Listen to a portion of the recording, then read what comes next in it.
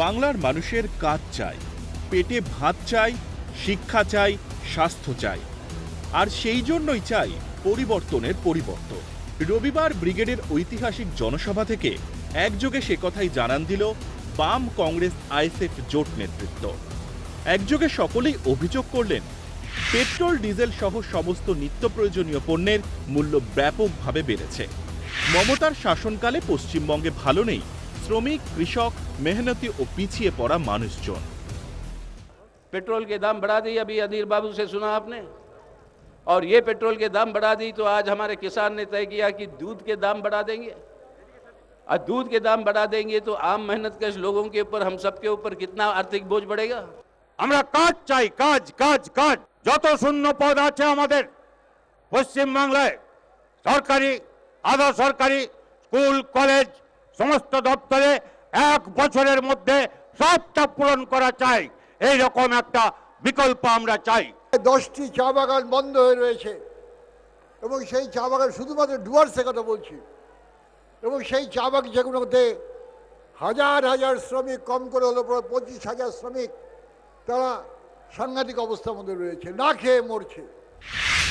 গত 10 বছরে মমতার শাসনে রাজ্যের কৃষি সংকট বৃদ্ধি পেয়েছে, রাজ্যের শিল্পায়ন স্তব্ধ, রাজ্য সরকারের নিয়োগ বন্ধ। উল্টে মোদী সরকার একের পর এক বিলগ্নীকরণ করে চলেছে। তাই এদিনের ব্রিগেড থেকে আওয়াজ উঠল বিজেপি ও তৃণমূলের বিরুদ্ধে। আমরা চাই আমাদের কৃষিতে বিনিয়োগ বাড়াতে হবে, কর্মসংস্থান বাড়াতে হবে। 100 দিনের কাজকে যদি সরকার, কেন্দ্রের সরকার 200 দিন না করে, রাজ্যের সরকার 150 দিন করবে। আমরা হচ্ছে শিল্প গড়ার জন্য, আর বিজেপি হচ্ছে কল কারখানা বেচে দেওয়ার জন্য। ওরা গড়বে। গত 1 দশক ধরে টিএমসি এ রাজ্যে কিছু গড়েনি। গত 7 বছর ধরে বিজেপিও এ রাজ্যে কোনো বিনিয়োগ নিয়ে আসতে পারেনি, কেন্দ্র কোনো বিনিয়োগ হয়নি। দিল্লিতে বিজেপির সরকার একটার পর এক সম্পদ বিক্রি করছে, মাটির তলার জল থেকে মহাকাশ, সমস্ত কিছু তারা দলের দলে বিক্রি করছে। সিঙ্গাপুর প্রথমে গেলেন, আমাদের পশ্চিম বাংলার মানুষকে কি দিলেন? সিঙ্গাপুরের কাঁচকলা, আমাদের কলকারখানাটাকে বন্ধ করে দিল। গণতান্ত্রিক শক্তির সমন্বয় ঘটিয়ে সুস্থ ও সবল বাংলা গড়ার শপথ অধীর চৌধুরীর গলায়। সারা ভারতবর্ষের দিকে তাকান, সারা বাংলার দিকে তাকান, হতাশা, নৈরাশ্য, অবসাদ ছাড়া আর কিছু আমাদের জীবনে নেই।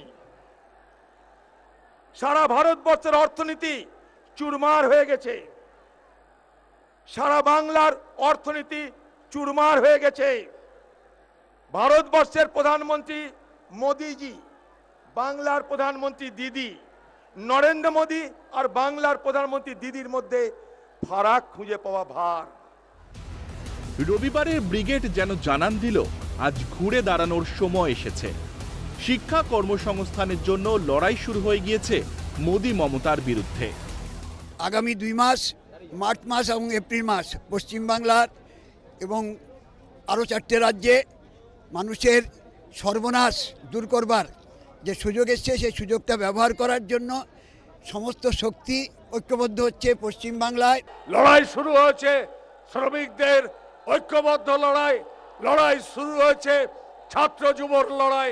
এ লড়াই চলবে, এ লড়াই চলছে, এ লড়াই পশ্চিমবঙ্গের মাটিতে, গ্রামে গঞ্জে, শহরে, কলে কারখানায়, মাঠে ময়দানে শুরু হয়ে গেছে।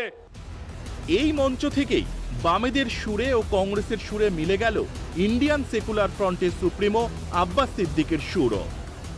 আজকে আনন্দের মাদ্রাসার শিক্ষক শিক্ষিকারা, ট্রেডের শিক্ষক শিক্ষিকারা, অনুমোদিত 500 শিক্ষক শিক্ষিকারা, এমন করে সিভিক ভলেন্টিয়ারেরা, এমন করে পুলিশ কর্মীরা সবাই আজকে এই মমতার আমলে বিপদে রয়েছে। এর দাদাগিরিতে কেউ কথা বলতে পারে না, একমাত্র এই বাঘের বাচ্চাটা কথা বলে। অতিকে চ্যালেঞ্জ দিয়ে গেল, গণতান্ত্রিক প্রক্রিয়ায় ভোট করো, আগামী দিন 2021-এ মমতাকে 0 করে আমরা দেখিয়ে দেব। বাম, কংগ্রেস, আইএসএফ এর যৌথভাবে সরকার বদলের বার্তা বিধানসভার ভোট বাক্সে কতটা প্রভাব ফেলে তা জানা যাবে 2রা May. Bureau report, Calcutta television network.